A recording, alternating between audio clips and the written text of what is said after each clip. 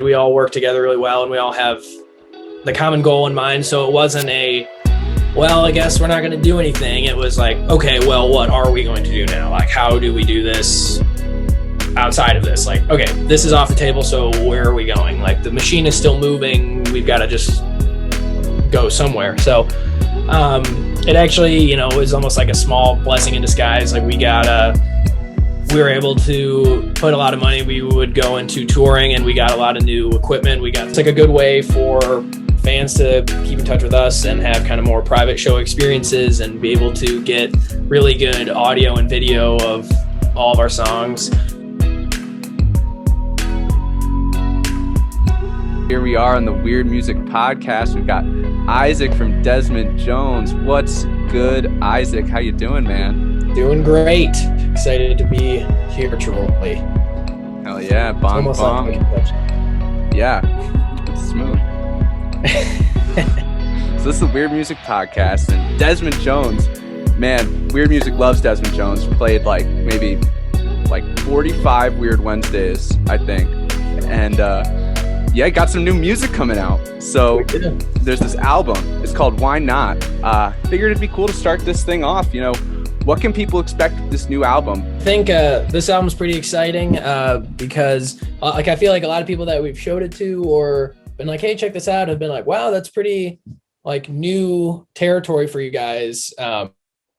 Which I feel like if you just listen to a lot of our studio stuff, it might seem a little new or different because it's a lot of more country Americana skewed than some of our other releases. But we've actually been doing a lot of that type of material throughout our live shows over the last handful of years and just kind of peppering in more of those. And it got to a point where we're like, we've got all these, kind of country-ish songs.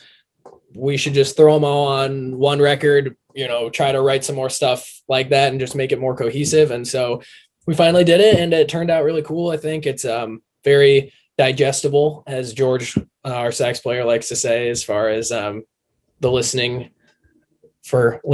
pleasure. But what does that mean? Digestible? I guess we deal in the jam world a lot. And so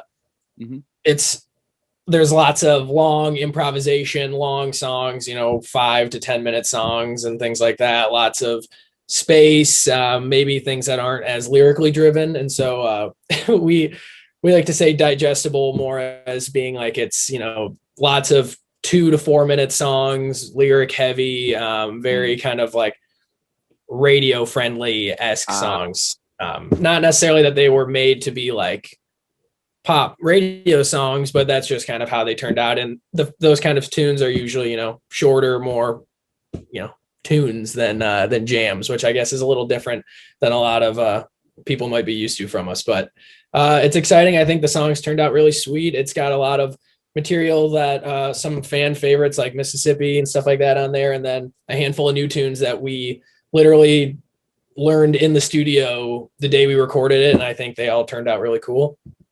And we even had a couple fun guests on there, which was really exciting. We had Don Julin, who used to play with Billy Strings. So he was touring with Billy Strings a bit before Billy went solo and started winning Grammys and doing all of his cool stuff. So Don's a really cool guy. We played with him at a couple festivals, so it was fun to have him out on the record. And then we also have Mark Lavengood on Dobro, who used to play with Lindsay Lou, and he's got a really awesome solo career and doing lots of stuff. So it's pretty fun to have those two guys join on, and it really made the album very cool and kind of give it a full, cohesive, new country kind of sound for us, which I think was fun. And are you doing a lot of the songwriting then? I do a lot of songwriting. Everyone in the band writes, which is super cool. I would say I've written the majority of the material, but everybody writes, and everybody writes a lot. So, I mean, I think right now we have 85 originals in rotation that we've played live.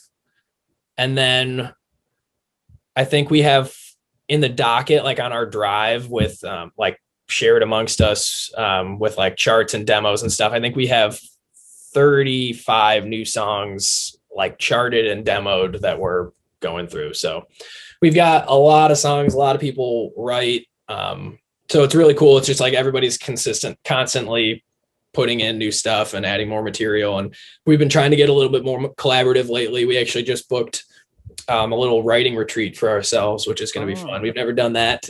So yeah, kind of like a lot of the writing usually comes just from, like if I just bring in a song, it's either just kind of like, hey, here's the tune, these are the main melodies and parts, and then everybody add your flavor, or we'll have a full chart of like specific things. But usually we don't get super collaborative in the structural process outside of one or two people. So this will be a nice way of getting everybody involved and kind of putting all the pieces that we all like together to try to make a really cohesive album on that too. So I'm looking forward to that.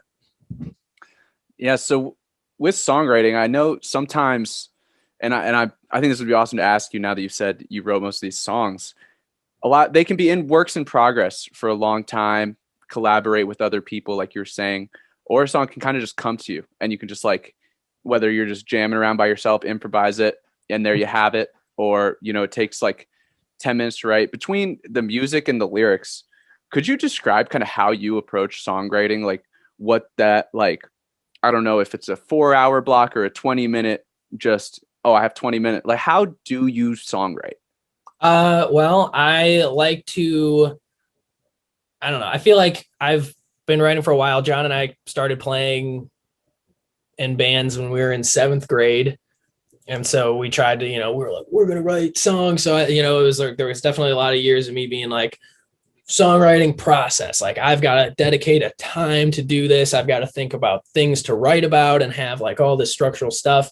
And really what changed the process for me and has made it so consistent is that there isn't a time to write or a blocked schedule. I just try to be like, write all the time, which means I carry notebooks around with me. I have a drawer full of 30 full notebooks and I have like 10 ready to go that I just carry around with me. And I try to write all the time, every day, just whether it's something stupid, a rhyme that doesn't mean anything, or a group of words that I just flows off well, or, if I've been humming a melody, I'll try to come up with something that just kind of makes that melody stick in my head a little bit, whether I end up using that or not.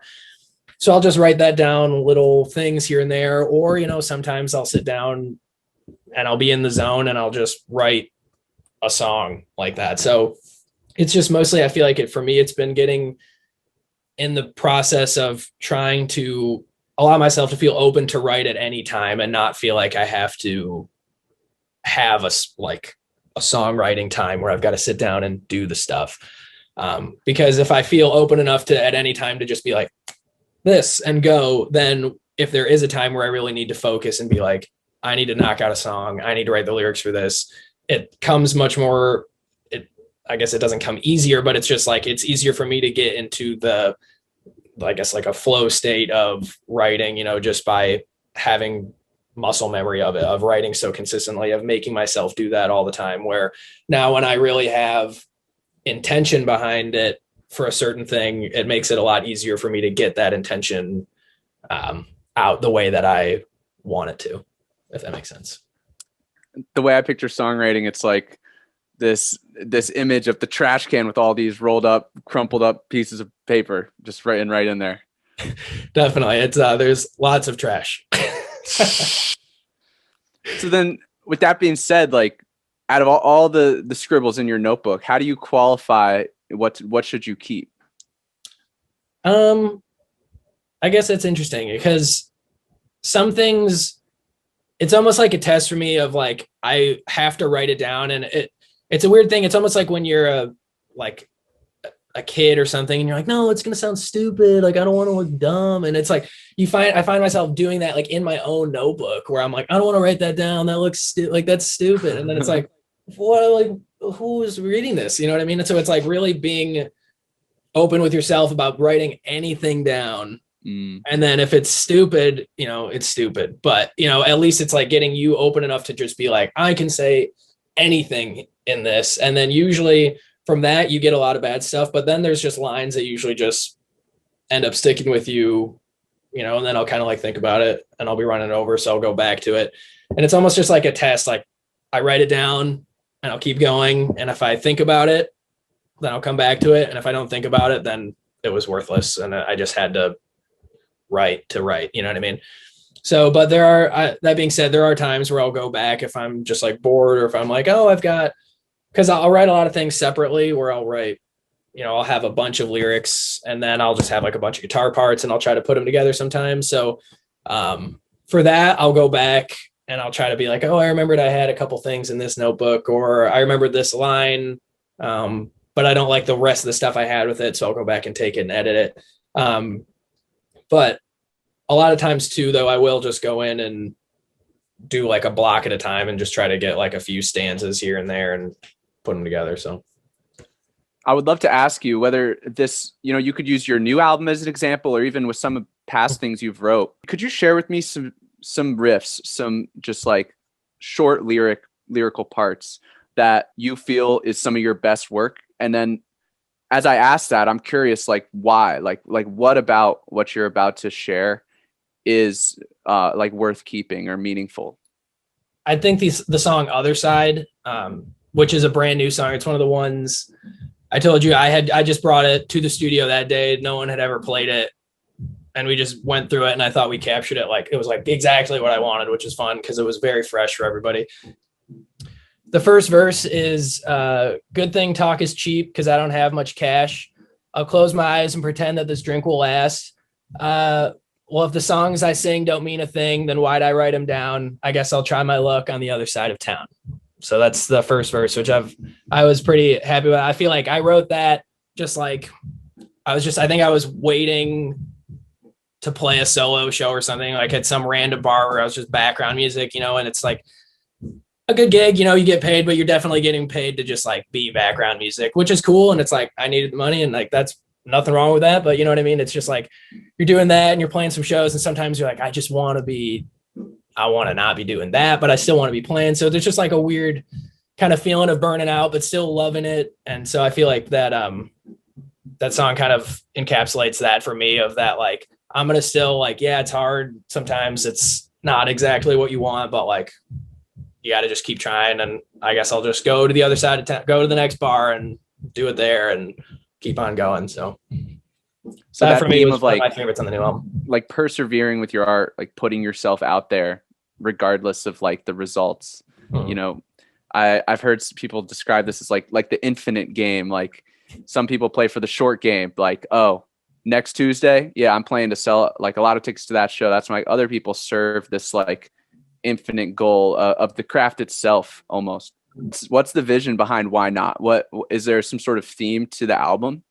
How do you come up with that name? Like, we have a song. The first country song we ever played, which is actually on the album, is called Why Not? And we thought that was actually a pretty fitting title for the album because we always said, should we make a country album? Like, are people going to be like, we've got all the songs, people like the songs when we like sprinkle them in the sets, but should we compile them all into an album? And then it was kind of like, yeah, why not? So it kind of fits with that. So nothing deep or anything like that. Nothing deeper with that. I mean, the song has its own meaning, but I thought this because of what you were talking about, Other Side. It's like, that's almost the theme of Other Side to me, the way you were describing it. Yeah. Yeah. It's, I mean, the country, I mean, the vibe of the album definitely kind of has that vibe throughout. There's like a definite, I think we really capture a nice kind of longing and love and longing, I guess, are two good emotions that we capture on the country album, which I believe are good. And it's funny, I call it the country album, but it's like, I don't really know if it's country music. I guess I don't know what it would be. It's country adjacent, Americana country. It's our play on country. My friend called it cosmic country, which I thought was kind of funny, but I don't know. I dig it. So I want to jump over to the other side here. Sorry, that was a really bad pun. So like, I follow all you guys on Facebook and I've been to a bunch of your shows. It's obvious you guys have some great chemistry. Like, of course, touring the country as a band, it's not going to work if you don't have good chemistry, like stuck in a little bus. So, I mean, you've been at this for a while. Like, what do you attribute your band's good chemistry towards? I mean, I think we're all legitimately best friends. Like, it's really kind of funny. Like, I don't really know how it worked. It was some universal accident that put us all together and once made everybody click. But I mean, there has never been a single issue that I could tell you. I mean, everyone fights, everyone has squabbles or whatever, you know, you have fights with your friends, but it's never like, there has never been a single incident, I would say. And I don't know, I guess we keep it fun, I think. And what I think helps with that is that everybody loves to play and everybody loves to tour. And at the end of the day, we all know that guaranteed that is everybody's goal. And as long as that's what everybody wants, then we can do anything together because we're all on the same page. So we know how to interact with each other. You know, we've learned how to be on the road. If someone needs space, you give them space. And it's not a big deal. You know, it is what it is. Sometimes people just need space and that's what it is. So you learn how to handle that. But as far as like overall morale, I mean, like I said, everybody wants this and everybody knows that they want to work hard for it. And so there's that underlying trust, kind of like in a society where you just trust that, you know, cars are going to go follow the painted lines on the road just because they're painted. You know what I mean? Like, I trust that these guys are just as involved as I am and just as caring as I am about this process. So when there's a fight, it's never a like, oh my God, well, is something going to happen? It's just like I know we're just frustrated and we'll get over this. Like and then we do. So we do that and we keep it fun. Everybody likes to have fun. We do lots of adventures together outside of, outside of just playing. So we make sure to like stop on the road and do fun things and keep everybody's interests peaked. And everybody does have a pretty good say in the band as well. Everybody has jobs and very specific things that they do. So it keeps everybody interested and involved in the ways that are specific to what they can do. So it's a good way of keeping everybody kind of intact and moving forward together, I think. Do you have any advice you could offer to other bands starting out with the tour life, like keeping that good morale? Yeah, I would say just have fun, laugh. Everything's funny. Like, don't take anything too seriously. I mean, there's going to be a lot of really bad stuff that happens. And it's just you just got to be able to laugh at literally everything. Because at the end of the day, the best part is that you get to go play music with your friends. And if you get enough money to get in the van and go from A to B and can keep doing that, then it's worth it. So, you know, you can laugh off any jerks or weird situations or bumps in the road, but you know, so it's just about having fun and keeping it happy and exciting, I guess. So anyone out there listening, definitely got to have on your radar Other Side. We've been talking about it's coming out June 1st, and the single Pink Moon is out off the album Why Not. We got Desmond Jones coming to the Dome Fest pre-party at the Summit. That's May 20th, correct? That is May 20th. We have lots of friends going to be joining us too. Some guests, surprises. Surprises. So that's a seated show, I assume, which at the Summit means it's probably going to sell out. So if you're hearing this and there's still tickets available, get them before I do. What are your favorite things to write music about? Like, if you're going to have to sit there for like, you have nothing to do for 3 hours and you say, okay, I'm going to write music, I'm going to write lyrics. Like, where are you kind of going? Ooh, I don't know.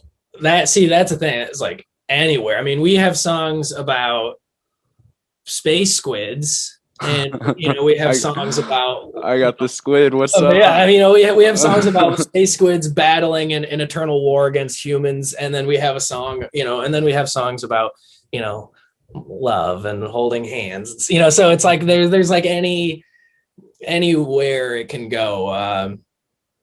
So I guess it just depends on the given day, depends how how weird of a mood we're in. I used to like writing more story type songs about, just write. I used to write a lot of short stories. So I used to try to write weird, like fantasy type story songs. I'm a big fan of doing that. A lot of them that don't get shown to anybody, but anything, yeah, just weird fantasy stories I'll write about. I don't really know, anything, I guess. I like we've got a lot of food songs, surprisingly. A lot of songs about food. I've seen that video. That music video is legendary, by the way. That's got to be one of my all-time favorite music videos. The chicken fingers one, the Still Creatures video.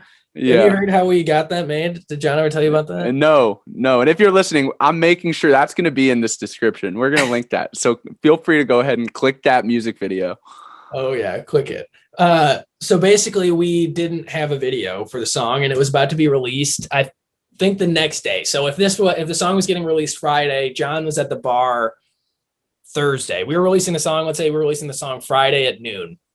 And John was at the bar Thursday night and he was just like drinking, talking to somebody, and he was like, "Yeah, I'm just pissed. Like we didn't get this video made in time, like just stupid or whatever, like, whatever, but it's coming out tomorrow anyways."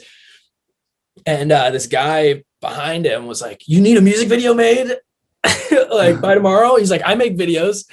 And John was like, "You do?" And he was like, "Yeah, what do you need?" And John was like, "I need a music video for this song." He's like, "I can give you $20.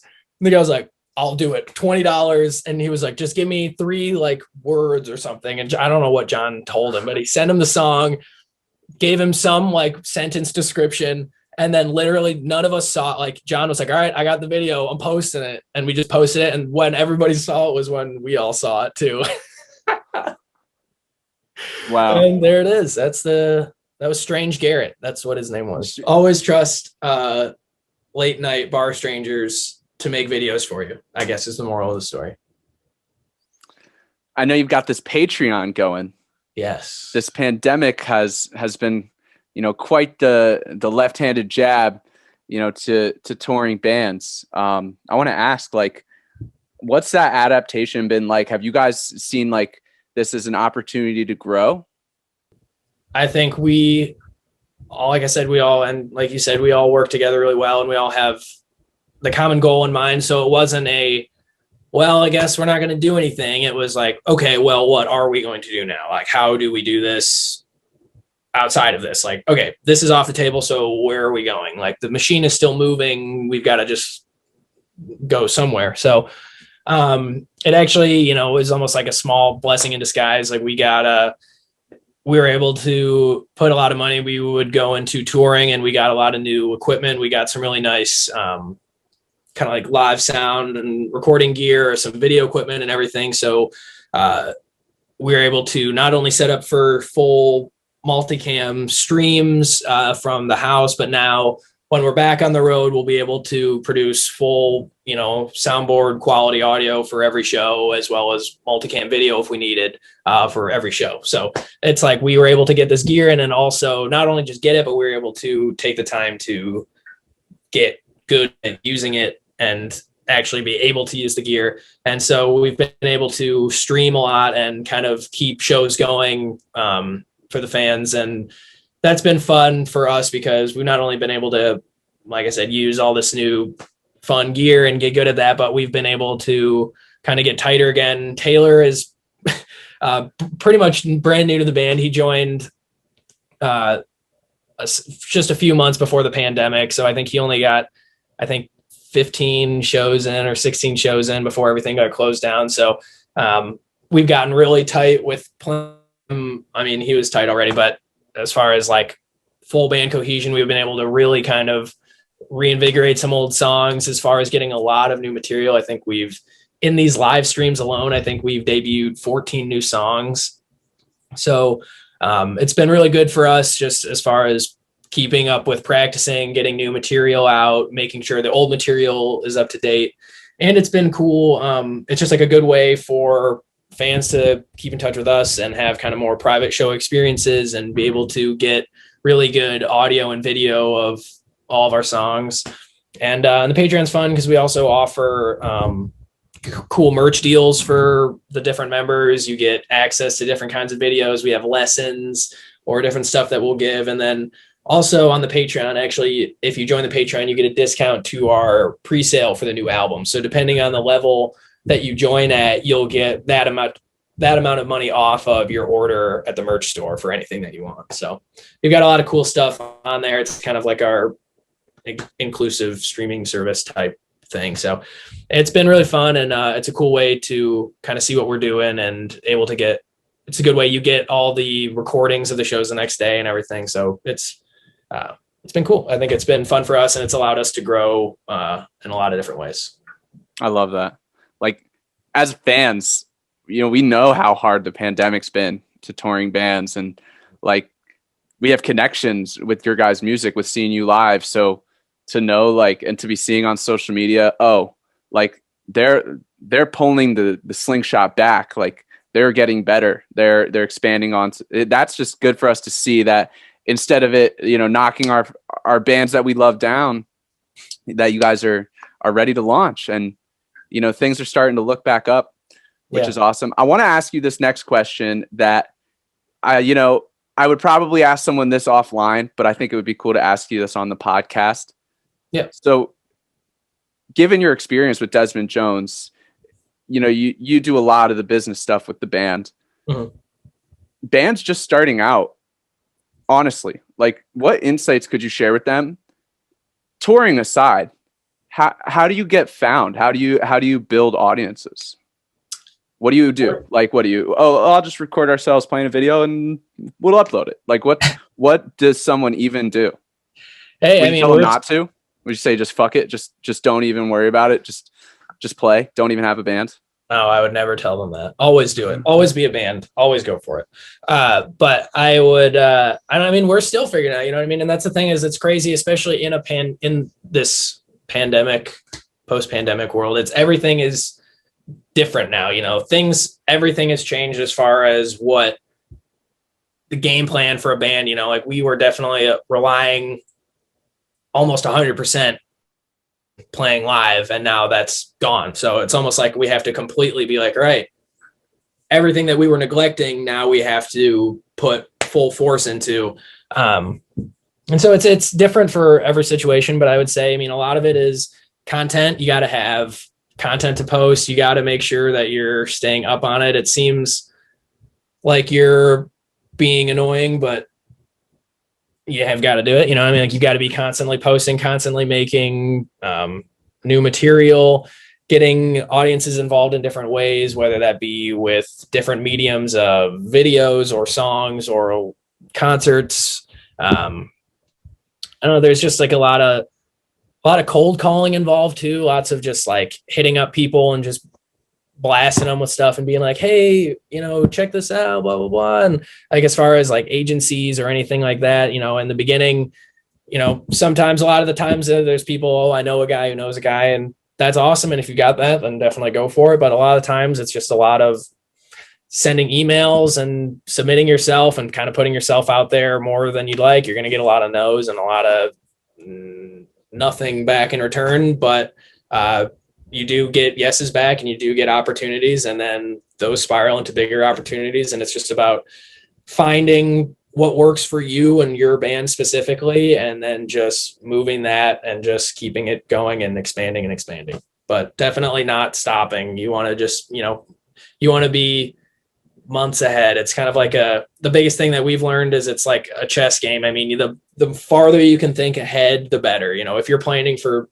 2 weeks ahead, you should be planning for 2 months ahead. Like, everything, you should be trying to be as in front of yourself as you can, because there's always problems and something's always going to happen no matter what. Nothing's going to be perfect and go exactly as you want it to. So you always want to just be ready and have options, and be ready to take risks and not have those risks work. But some of them do, and then it's great. So yeah, it's just a lot of moving forward and keeping going, just not stopping. And if you're believing in it, then just going for it. It seems like just such an uphill battle being a band. So my next question, when you press pause on being, in music management, music business, and then you just have your instrument in your hand, do you have to have some sort of mental disposition to not getting burnt out, to not having like the need to be some sort of capitalistic sales funnel? Like, how do you totally make sure they don't bleed into each other in a way that would be not good? It's definitely hard. We definitely laugh about it all the time because like we'll start talking business and then we'll just start laughing. We're like, what is this? Like, what business meeting are we in? Like, we'll just start, like, and then we'll break down and start yelling numbers at each other and like loosening our fake ties and things like that. But it's hard because you have to do it. And if you're going to be in a band that wants to be successful, unless, some, I guess, don't, if you get picked up, but even if you get picked up, you're going to have to do it or find somebody to do it. So if there's just no real way around it. And there's people that like to try to say like, oh, I just want to focus on the music part of it. And that's like that you can, that's cool, but you have to have somebody then doing the business part because it's just not, and especially with how the online world works today, especially like a lot of influencers and Instagram and all that stuff, you need to be present. You need to be constantly promoting yourself because if you're not, someone else is. And, unless you're really amazing, it's very difficult. And even if you are incredibly amazing, it's very difficult to just get by on merit alone these days. And not saying that people don't earn it, but it's just like, you got to really work at it and try to live a divided life of being able to say like, I can turn on the business side and do this, and then I can turn it off. Sometimes it gets hard when like right now, like with the album thing, like when we're trying to make an album and also having to deal with the business side of it, it can definitely like stress from one side can fall into the other. And it's times like that, you just really need to figure out a way for yourself to, like, if you need to literally take a break and be like, I need to go outside and, do something and think about that, then that's good. But there's got to be some way for you to be able to divide it. And some people just love the business side of it and are like totally all about that and are like, that's no big deal for me. I love doing that. But for some people, like some of us, it's definitely more difficult than not. I mean, it's like anything, just having to put yourself out there in a different way is just hard, especially when it's like, I want you to spend your money on me. And I want you to like, I think, like that, I like know that you should spend your money on me because I deserve it. And like having to say that to people pretty, you know what I mean? That's basically what you're doing, is just being like, I'm telling the world that I deserve your money. And that's like a pretty weird thing to do. And like a weird mindset to be like, yeah, like I have to do this, or like I have to try to get deals on this, or I have to try to make money off of this by doing this. And it's like, definitely contrast to the artistic side where you're like, I want to be free and just play music and write about space squids, and it's like not that at all. So it's definitely difficult, and I think it's difficult for everybody. Man, it's been so cool to talk to you, dude. I can't wait to see you guys in person again. I'm excited for this album. So when's this album coming out? We don't have a specific date yet. We're waiting. Mostly we want to release it with the vinyl, probably like August, probably like mid to late, probably August, September is when the full album will be out. That'll be when the vinyl will be ready. So that's when it would be out. Hell yeah. And anyone listening, I hope to see you at the Summit Music Hall, May 20th, Dome Fest pre-party. Come check it out. Awesome. Well, thanks again, Isaac. Anything you want to leave the Desmond Jonesies off with before we close this out? Thanks for listening. Come check out the Summit on May 20th. We're going to have a bunch of fun guests out there. Electric Orange Peel, Ricky from Conscious Pilot, a couple other fun surprise guests. And then, check out the shop on our website, DesmondJonesBand.com, and get your pre-sale for the new vinyl.